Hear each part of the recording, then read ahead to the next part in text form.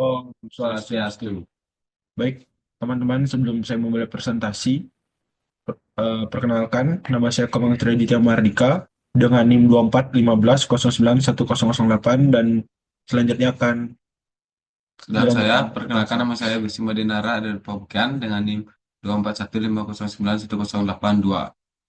Baik, jadi di presentasi kali ini saya bersama rekan saya akan menjelaskan hasil dari penelitian saya, yaitu menggunakan data yang saya ambil dari mahasiswa di kelas Satu 1C, C, yaitu saya menggunakan data dengan jumlah makan pada mahasiswa 1C dalam sehari. banyaknya jumlah kan ya. Kemudian sekarang saya langsung menunjukkan hasil dari yang sudah saya buat.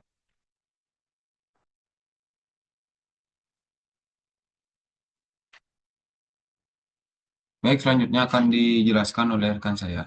Baik, di sini yang pertama-tama ada eh, input dan outputnya. Di sini saya dan rekan saya melakukan percobaan menganalisis jumlah banyaknya makan mahasiswa kelas SIC dalam sehari. Lalu kemudian diaplikasikan ke dalam bahasa pemrograman R. Baik, langkah pertama memasukkan input library readx xl makan yang dimana memasukkan jumlah makan, memasukkan judul data makan mahasiswa. Setelah itu ini inputnya dan dari input yang saya sudah buat, berikut ini adalah penjelasannya. Baik, input yang saya berikan berfungsi untuk membaca data dari file Excel yang berisi tentang informasi mengenai jumlah makan dari mahasiswa kelas 1C. Dan kemudian mengonversikan data tersebut ke dalam bentuk data frame.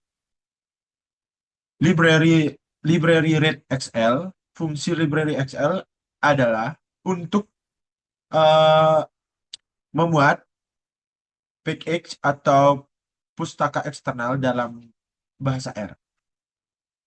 Read XL yang berfungsi sebagai untuk membaca file Excel dengan dengan ekstensi titik .xls atau XLSX. Jadi library memastikan bahwa kita bisa menggunakan fungsi-fungsi dari paket readxl. Selanjutnya ada eh, penjelasan makan. Makan ini digunakan fungsi readxl. Fungsi readxl ini untuk eh,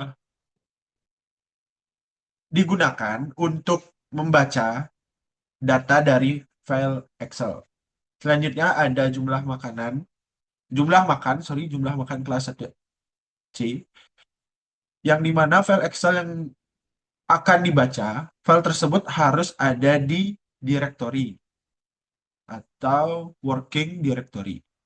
Selanjutnya ada data yang dibaca dari file Excel akan disimpan dalam variabel makan secara default.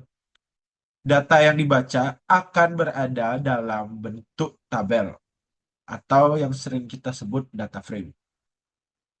Selanjutnya ada data frame makanan. Kode ini mengonversi objek makan yang dimana sudah dibaca dari file Excel menjadi sebuah data frame secara ekspresif.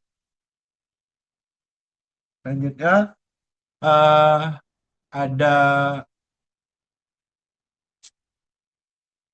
oh ya guys, sorry. Meskipun Red Excel sudah mengembalikan data dalam bentuk data frame, baris ini bisa digunakan juga untuk memastikan bahwa data benar-benar berada dalam format data frame, yang dimana memudahkan manipulasi dan analisis data lebih lanjut. Yang selanjutnya, yang keempat, ada makan.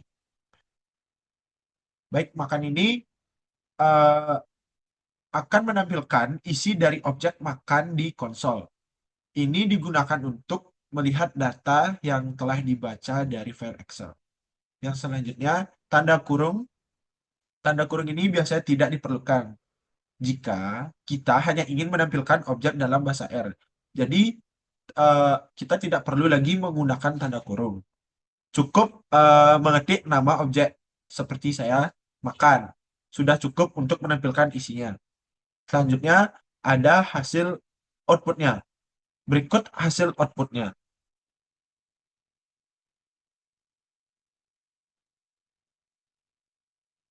Baik, dalam visualisasi data, kami memilih jenis grafik sebagai berikut. Ini input. Input ini diambil dari data yang di atas tadi, di bagian output di atas tadi, di bagian sini ya guys ya. Dari sini kita dapat, lalu kita memasukkannya ke dalam bentuk zoom, dalam bentuk input.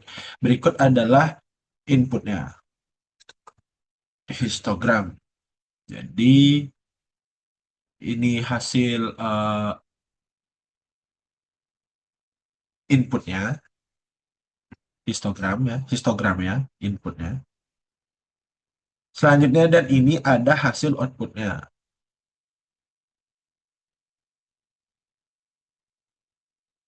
Baik, saya akan menjelaskan histogram. Histogram of jumlah makanan. Grafik ini adalah histogram biasa yang menunjukkan distribusi frekuensi dari jumlah makan dalam sehari. Sumbu X atau jumlah makan sehari menunjukkan kategori data, yaitu jumlah makan dalam sehari, misalnya 2, 3, 4, sampai seterusnya. Lalu sumbu Y, yang dimana sumbu Y itu frekuensi, menunjukkan jumlah atau frekuensi individu yang makan sejumlah kali tertentu dalam sehari. Contoh, jika pada jumlah makan 3 terdapat 5 individu, maka ketinggian batang di atas maka 3 pada sumbu X adalah 5. Interpretasinya, grafik ini membantu mengidentifikasi eh, seberapa sering kategori tertentu muncul dalam data. Misalnya jumlah makan 3, mungkin yang paling sering muncul eh 3. Mungkin yang paling sering muncul gitu guys. Selanjutnya ada histogram with density plot. Di sini grafik ini histogram yang dilengkapi dengan kurva density plot. Sumbu X jumlah makan sehari. Sama seperti histogram pertama, ini menunjukkan jumlah makan dalam sehari. Sumbu Y atau density berbeda dengan frekuensi density, menunjukkan proporsi data yang dimana eh, di sekitar suatu nilai dalam skala probabilitas. Area ini, eh, area di bawah ini, area di bawah kurva density akan selalu berjumlah 1. Selanjutnya, kurva density atau garis halus, garis biru halus yang ini, garis biru halus.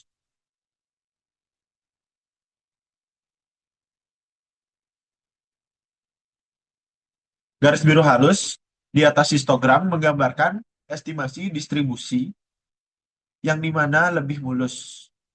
Dan itu eh, berguna untuk melihat pola distribusi data secara keseluruhan tanpa dipengaruhi oleh batasan interval histogram. Selanjutnya ada interpretasi.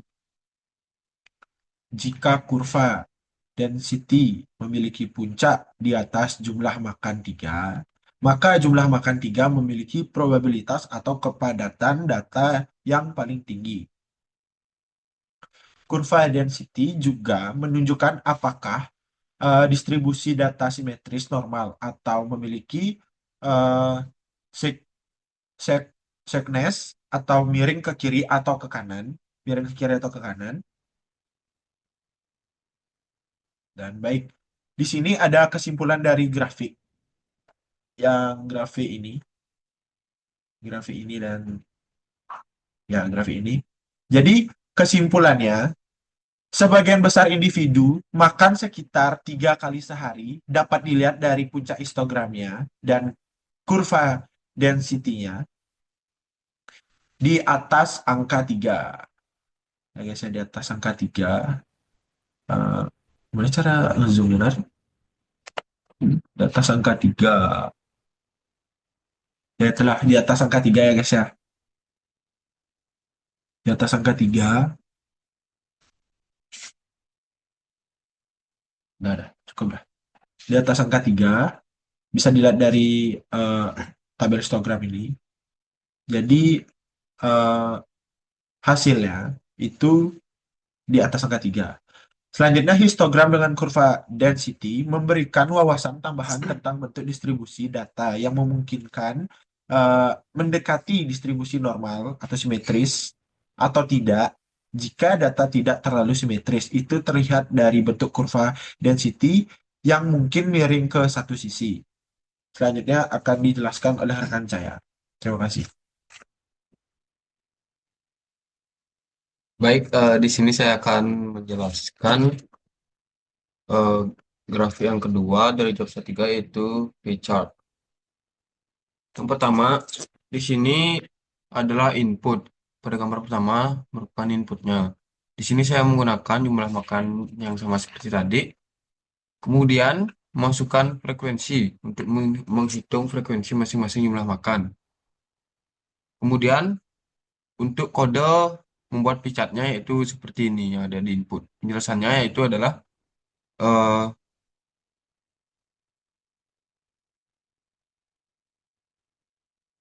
ini parameter frekuensi. Data yang akan divisualisasikan dalam bentuk picat. Kemudian para parameter main. Yang ini, yang main ini, yang bersih ini, penjelasannya adalah menentukan judul picat yang terdapat pada outputnya yaitu di sini picat jumlah makan sehari. Kemudian parameter call memberikan itu kita memberikan perintah warna pada setiap irisan picat menggunakan fungsi rainbow. Kemungkinan kemudian parameter labels. Labels itu yang pertama names. Names frekuensi mengambil nama kategori 2, 3, dan 4 dari tabel frekuensi. Itu yang ini.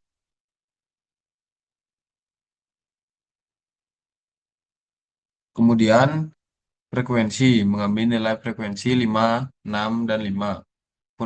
Kemudian paste dalam kurung menggabungkan kategori dengan nilai frekuensi dalam format seperti 2 dalam kurung 5, 3 dalam kurung 6, dan lain-lainnya. Kemudian parameter border menentukan warna border dari setiap irisan picat dalam hal ini yaitu black. Kemudian visualisasi picat. Picat menampilkan distribusi jumlah makan. Keterangannya, setiap irisan mewakili satu kategori, 2, 3, dan 4. Label pada setiap irisan menunjukkan kategori beserta frekuensinya. Yaitu outputnya seperti ini. Cat jumlah makan sehari. Yaitu warnanya merah, biru, dan hijau. Kemudian,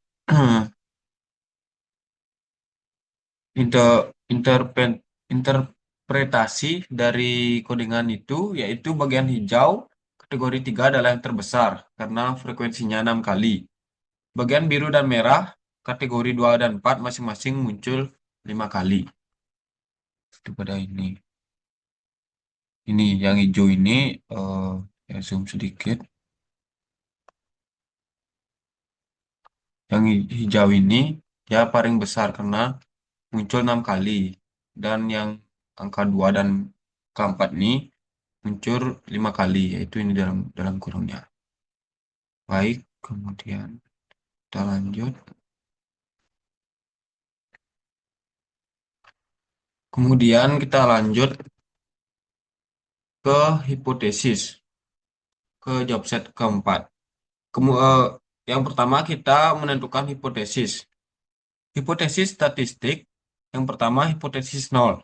Hipotesis nol ini adalah rata-rata jumlah makan per hari sama dengan 3.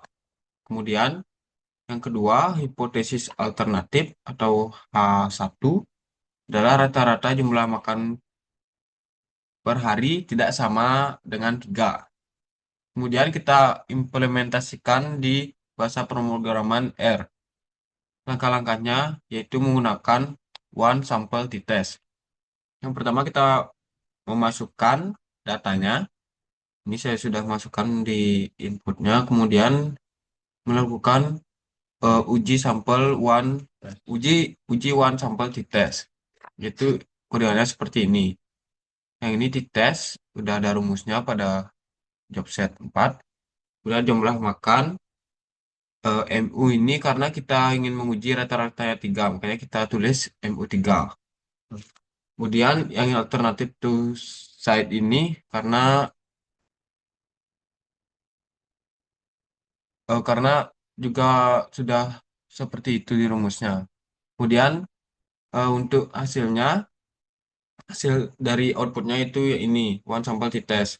Data jumlah makan T sama dengan 0 ini yaitu menunjukkan tidak ada selisih antara rata-rata sampel dan rata-rata hipotesis. Dan p-value-nya sama dengan 1. Ini berarti menunjukkan bahwa kita gagal menolak H0 karena p-value-nya lebih besar dari 0,05. Kemudian untuk kesimpulannya, tidak ada bukti statistik yang cukup untuk menyatakan bahwa rata-rata jumlah makan di kelas 1C ini berbeda dari 3. Jadi, hipotesis yang dibuktikan pada job set 4 ini yaitu yang hipotesis 0. Karena sudah terbukti rata-rata jumlah makan mahasiswa dari kelas 1 SIC ini per hari sama dengan 3. Baik, alasan kami menggunakan data makan yang sudah kami ambil dari kelas 1C, yaitu karena relevansi dengan kehidupan sehari-hari. Kebiasaan makan adalah topik yang akrab dan menarik untuk dianalisis karena dapat mencerminkan gaya hidup atau pola kesehatan mahasiswa. Kemudian, pengumpulan data dari ini cukup sederhana untuk dilakukan dan tidak membutuhkan banyak sumber daya atau waktu.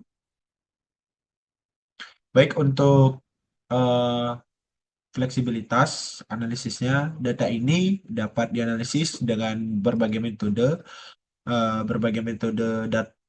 dasar statistika, eh, seperti uji hipotesis serta di divisualisasikannya menggunakan grafik yang tercakup histogram, pie chart, sehingga memberikan pengalaman belajar yang lengkap.